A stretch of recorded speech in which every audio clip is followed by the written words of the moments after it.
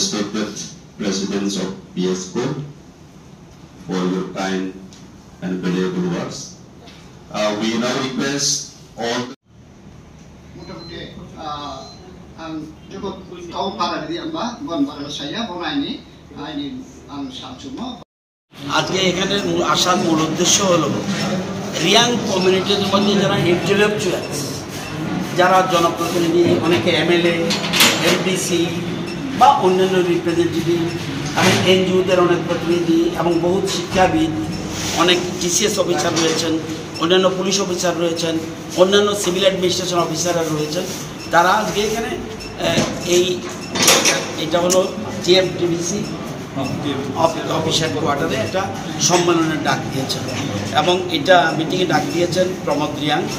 ওনাকে একটা বিশেষজ্ঞ কমিটি, রাজ্য সরকার একটা কমিটি করেছে, বিশেষজ্ঞ কমিটি, যে রিয়াং ভাষা যেটা কব্রু এক্সপার্ট কমিটি, সেটাকে কিভাবে ইমপ্লিমেন্টেশন করা যায় এই জন্য একটা কমিটি করে দিয়েছে। আজকে ওনার ডাকে এখানে সবাই, অন্যান্য এমএলএরাও আসছেন, এমডিসিরও এসছেন এবং executive member of the ADC তারাও এসছেন, আরও অন্যান্য জনপ্রতিনিধিরা এসেছেন, তারা সব জড়ো হয়েছেন। আমরা মনে রাখতে হবে এরা ভাষাটাকে স্বীকৃতি চায়, কব্রু ভাষার স্বীকৃতি। আগে রিয়াংরা ত্রিপুরী, ত্রিপুরা, দেববর্মা, রিয়াং এরকম অনেক সম্প্রদায় যারা বিশেষ করে জমাতিয়া, নোয়াতিয়া, মুরাসিং, কলই, রূপিনী, উচুই, এরা ককবরক ভাষাতে কথা বলে, কিন্তু নিজের ভাষাকে সমৃদ্ধ করার জন্য তাদের অদম্য ইচ্ছা এবং এই কব্রু ভাষার স্বীকৃতি এবং সেকেন্ড হাইয়েস্ট 19টা সম্প্রদায়ের মধ্যে মানে জনজাতি, এর মধ্যে রিয়াং হল সেকেন্ড হাইয়েস্ট পপুলেশন। তো ওরা চাইছে কব্রু ভাষার যেন স্বীকৃতি। আমাদের সরকারও প্রত্যেক ভাষা যেন হারিয়ে না যায়, তাকে সমৃদ্ধ করার জন্য, বিকাশের জন্য আমরা চেষ্টা করি। তো এবং দেশের প্রধানমন্ত্রীও চাইছে মাতৃভাষার যেন উপরে গুরুত্ব দেওয়া, যে কোনো শিক্ষাই হোক মাতৃভাষাটা মূলত মেইন জিনিস। তো আমরা বিভিন্ন রকম ভাষাকেও আমরা ত্রিপুরাতে গুরুত্ব দিচ্ছি। আমাদের আগেকার মুখ্যমন্ত্রী বিপ্লব কুমার দেব, বর্তমান মুখ্যমন্ত্রী ডক্টর মানিক শাহ, সবাই চাইছে কোনো ভাষা যাতে হারিয়ে না যায়। তো আজকে এখানে আমি এসেছি তাদের আমন্ত্রণে, তাদের ভাষা যাতে আরও বিকশিত হোক এই জন্য আসা।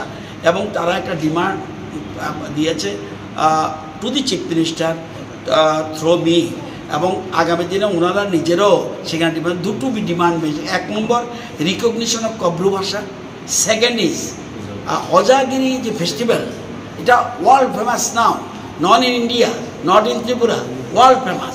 সেই হজাগিরি ফেস্টিভ্যাল, এই টিমকে নিয়ে আমার মনে আছে শান্তিবাজারের একটা টিমকে নিয়ে আমি রাশিয়া গিয়েছিলাম 1989, সেখানে গিয়েছিলাম ভারত উৎসবে যোগদান করার জন্য। তো হজাগিরি ড্যান্স শুধুমাত্র ত্রিপুরা বা দেশের মধ্যে নয়, সারা পৃথিবীতে জনপ্রিয়। এটা ওনারা চাইছেন এটার জন্য এই দিন যেন একটা ছুটির দিন হয়, স্টেট হলিডে ডিক্লেয়ার করে, এডিসিতে অলরেডি ডিক্লেয়ার করা হয়েছে, এখানেও যেন করা হয়, এটা একটা ডিমান্ড। আর মেইন ডিমান্ড হলো স্বীকৃতি, হজাগিরি আমাদের কব্রু ভাষাটা যেন স্বীকৃতি দেওয়া, এইটা নিয়ে আসা।